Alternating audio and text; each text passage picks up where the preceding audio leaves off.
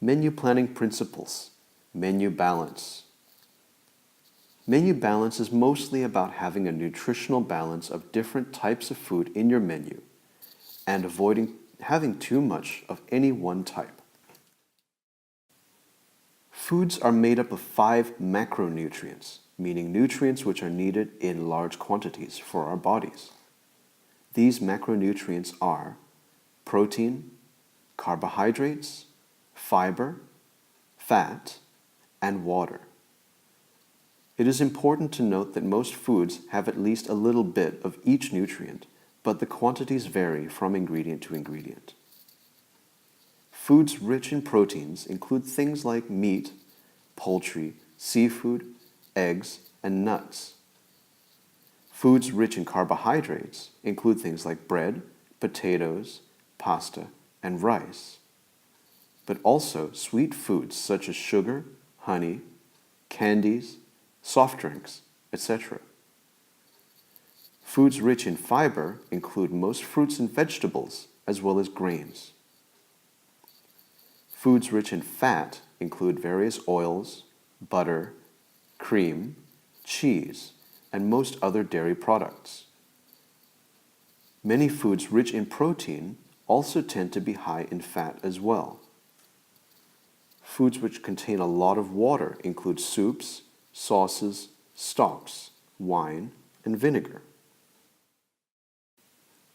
For a menu to be successful, it is important to strike a balance between these nutrients, both for health and for enjoying your meal. Each dish may have varying quantities of each nutrient, but the whole menu itself should be nutritionally balanced. What this means is that some dishes may have more carbohydrates, while others may have more protein. So long as the entire meal strikes a balance between the nutrients, the menu should be enjoyable to the guest. The following slides show examples of different types of dishes and what are the relative amounts of each type of nutrient. These are for reference only, as different cuisines, menus, dishes, and recipes will have their own amounts. Salads are largely made up of vegetables and sometimes fruits as well. This is why you see such a high proportion of fiber in this example. The protein and carbohydrates may be from garnishes such as bacon or bread croutons. The fat and water content may come from salad dressings such as a vinaigrette, as well as from the other ingredients themselves. Soups are mostly made of water, often in the form of stock. If bone stock is used, the soup will contain protein from the connective tissue. Some soups are thickened with roux or even vegetable puree, as in this case. This is why you see quantities of carbohydrate and fiber as well. Main courses are often more complex than either salads or soups. They are made up of several distinct items using a variety of cooking methods. Most main courses feature a protein-rich food as the main ingredient, such as beef in this example. In addition, main courses often include a separate starch component rich in carbohydrates, such as potatoes, pasta, or rice. In some cuisines, such as Italian or Chinese, there may even be more starch than protein, such as in spaghetti bolognese. Main courses also need to have at least 2 other fibrous, non-starchy vegetables to provide variety of texture and color. These might include carrots, asparagus, broccoli, etc.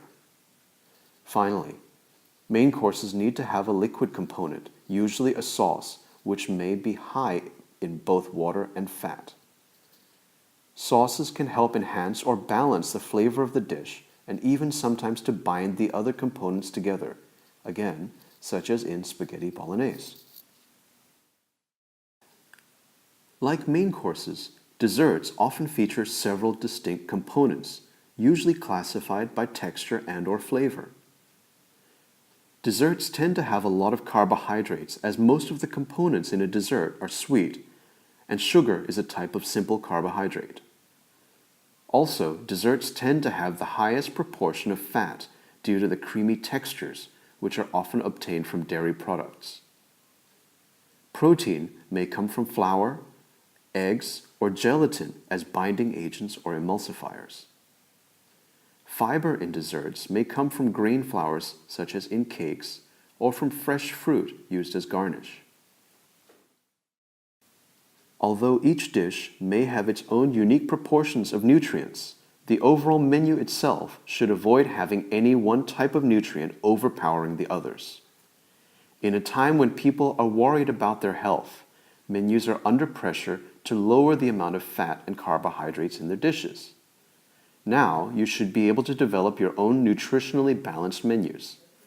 That's all for Topic 5, Menu Planning Principles. See you in class.